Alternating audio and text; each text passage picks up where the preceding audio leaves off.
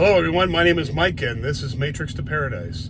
When I left you last time, I believe I was in Ohio, Van Buren, Ohio, I believe.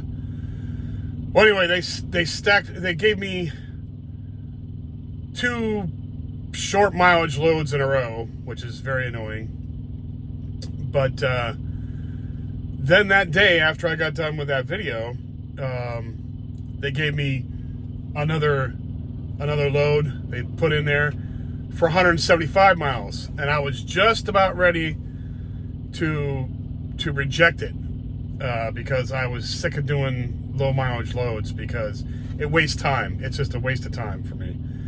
I'm not making any money doing it. So I spent a whole day, like for the 175 mile load, I spent a whole day for like $70, $80. I get paid 60 cents per mile. And 175 miles, half of that's what, 85 miles, 85, 90, 90 right there. So let's just say 90. So $90. Then after taxes, you're looking at what, $65, So it's just not worth it. It's just, for the time, the hours you put in doing that load, it's just not worth it. So it really annoyed me.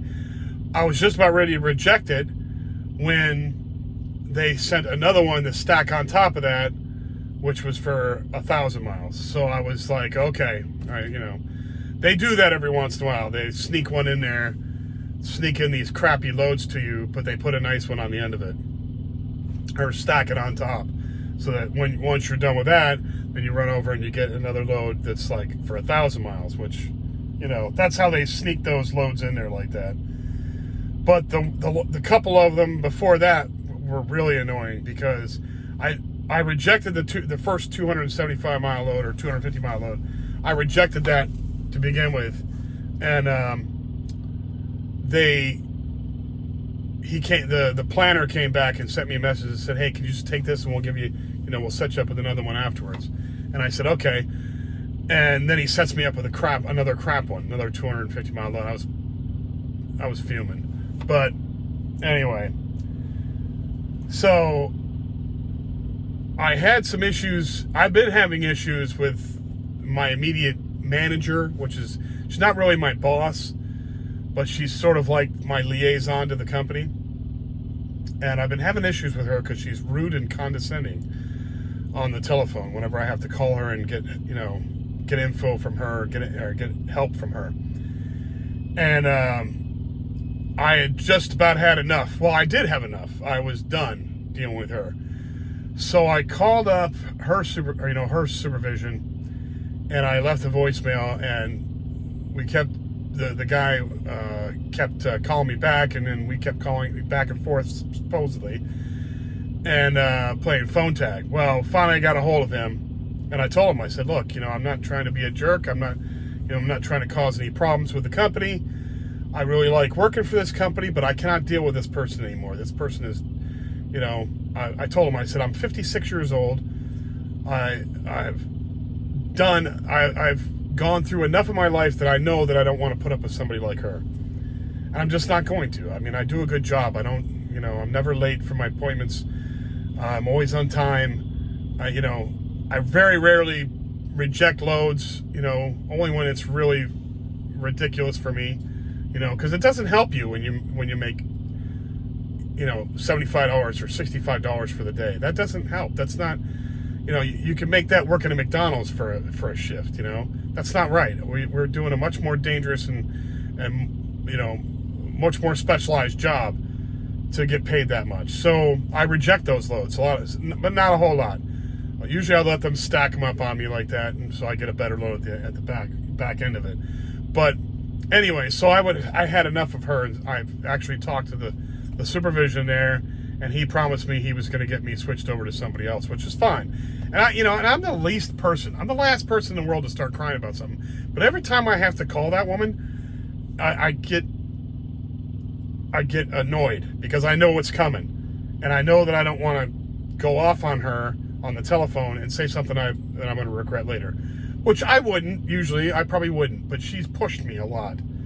And so I wanted to tell him that, and I did. And I told him in a very diplomatic way, said, look, I'm not trying to cause her any problems. I mean, it might be just our two personalities don't mesh. Something, who knows? But I just wanted to change. And he promised me he would. So we'll see. We'll see come Monday. Because today's Friday, and I didn't have to correspond with her today. But we'll see what happens on Monday. So anyway, got that problem solved, I think. And now I'm headed, I just picked up this load today, headed to Texas, Sanger, Texas, which is just north of Dallas. And hopefully I'll get another good load out of that and have a decent week next week. So I would really love to get, some 3,000 mile loads in there for the week, some loads for 3,000 miles, collectively. When I don't get that, then the paycheck is not as nice. But I'd really like to, I'm willing to drive, as far as they're willing to let me drive, as far as my clock will allow me to drive. So there's, there's no issue with work. It's with me wanting to work. I definitely want to work. It's just that, I've been getting some lame loads lately, and it's driving me crazy. And then lame loads, and then I have to deal with the person at the headquarters there being rude and condescending to me on the phone. That just gets your blood going. And I'm usually a pretty calm guy, but that woman really gets me riled up. Let me put it that way. Anyway, so that's enough of that. No more negativity. Otherwise, I'm doing quite well.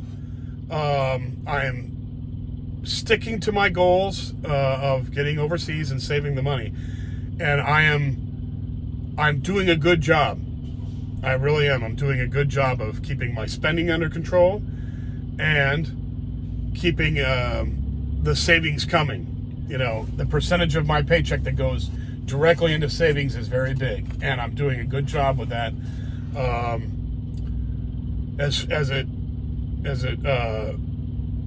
accumulates for my eventual, departure from this job and from this country. And don't get me wrong, I love my country. I want to go travel, but I'm very much along with that plan. It's going along quite well. Of course, it all depends on how much, how many loads I get and how many miles I get every week. That's the big thing right there is trying to get good loads, good mileage every week. It seems like freight, well, with the economy the way it is, the economy sucks right now. Inflation's crazy high, so people aren't buying as much, obviously. That's why the people that are doing doing the reefers, the refrigerated trucks, those guys are making, decent money because people still have to eat. A lot of stuff that we carry is food stuffs. So, dry food stuffs, because I do dry van, not refrigerated. So a lot of the stuff I carry is also, foodstuffs that goes to Walmart or goes to other stores or whatever. We do a lot of that. So that's been a big part of I've just seen the loads that I've gotten in the past, weeks. I just picked up something from a company called Cargill, and that's where I'm going now. The other day I picked up something for Cargill. Cargill, was it? Yeah. And delivered it to a Walmart distribution center over in Indiana.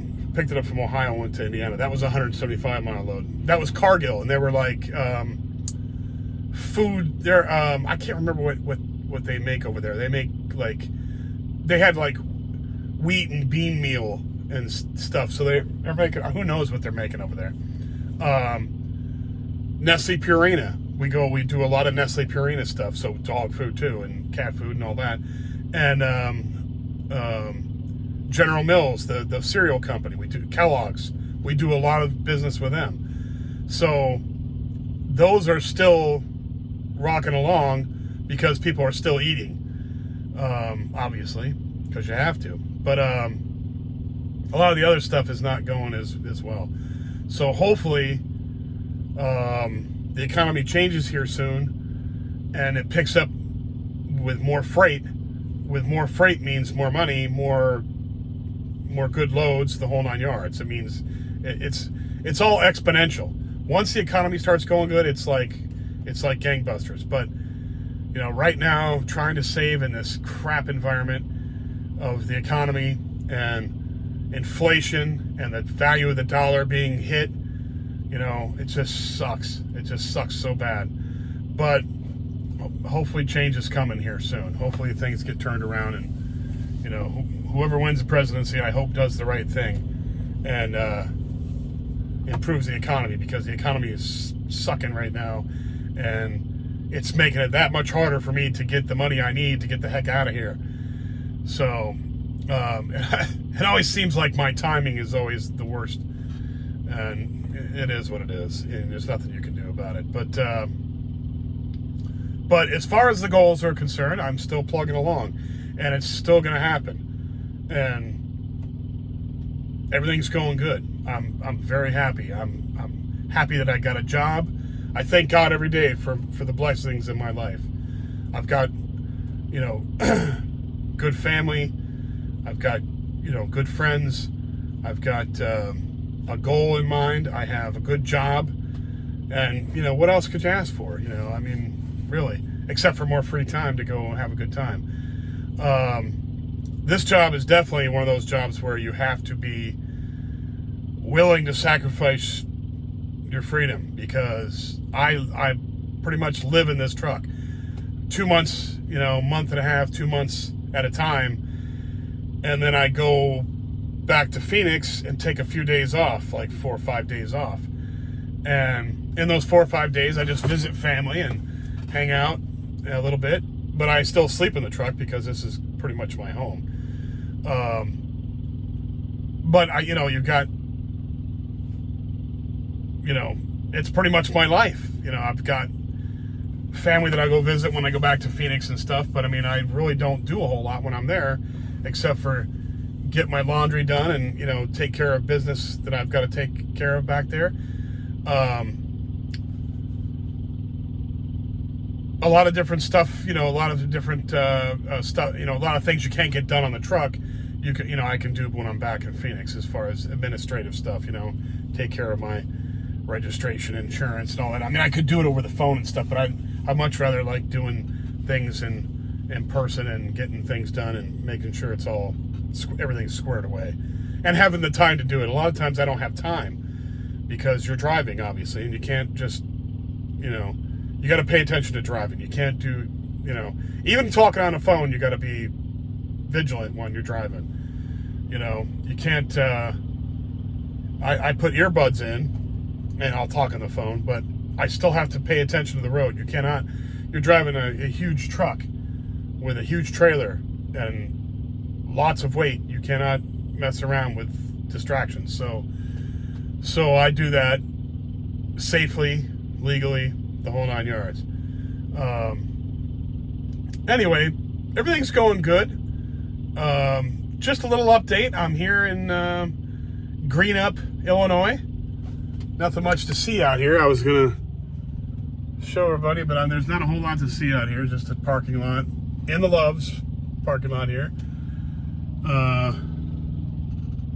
And the reason why I always stop at Love's, and I tell everybody that I stop at Love's travel stops because Love's is by far the best ones. They are by far the best truck stops there are. They have the cleanest bathrooms, the cleanest showers. They're the cleanest stores. They're just, everything is above and beyond. And they're constantly renewing their stores. They're making, they don't let their their stuff get old and ratty for too long. They'll get an old store. Like there's a store in Las Cruces, New Mexico, and that store has been there for a long, long time, and they're now tearing it all apart, building a brand new store and expanding the parking and everything. It's just going to be so much better there, and I just love that they do that. The other ones, Flying J and TA, garbage. They just don't keep their stuff clean as well. You know, they let their parking lots get all get all messed up and potholed, and then TA and Flying J charge for parking, for premium parking, for reserve parking. So a lot of their spots are reserved. The hell with them. I just reject that. I mean, we're out there busting our butts. We come to a truck stop. We spend our money there. Exorbitant amount of money, by the way. They charge, all three of them charge a ton. But why would I pay for parking too if I'm buying everything I buy for food and fuel and everything else and drinks and everything else? I buy it in your store, and then you're going to screw me by not letting me park for free out in the big parking lot? Whatever. So I just don't go to those. I don't go to Flying J and Pilot or TA and Petro. I just don't. Not unless there's not unless the local Loves is filled to the capacity. I can't find a spot in there. Then I might go over there and take one of their spots. But otherwise, I stick with Loves. That's why I do. That's why I'm always at a Loves. Anyway, enough of that. Everything's going great. Thank you for watching my videos. I know I'm not as interesting as most truckers probably, but I do my best. There'll be a lot more fun when I actually get to go overseas. There's going to be a lot more to see and talk about and show on videos. But in the meantime, this is part of the process. This is part of the way that I'm getting over there. I'm just showing you're going to see a whole year worth of me working hard, getting the money together to get overseas to accomplish my goal. And that's the whole thing we're talking about here, is accomplishing your personal goals. So that's my personal goal, and this is my journey.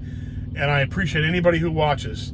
Thank you very much. If you like the video, please hit the like button. If you like the video and you hit the like button, you might as well subscribe. That'll help me really a whole lot. And I appreciate that big time. Leave a comment, share if you have anybody else that you think would like my material or is on the way to their own goals. That would be cool. Share with them. If they don't think so, then maybe somebody that they know will. It's all cool. Thank you. I appreciate everything. Talk to you later, and I will be back for more. Bye now.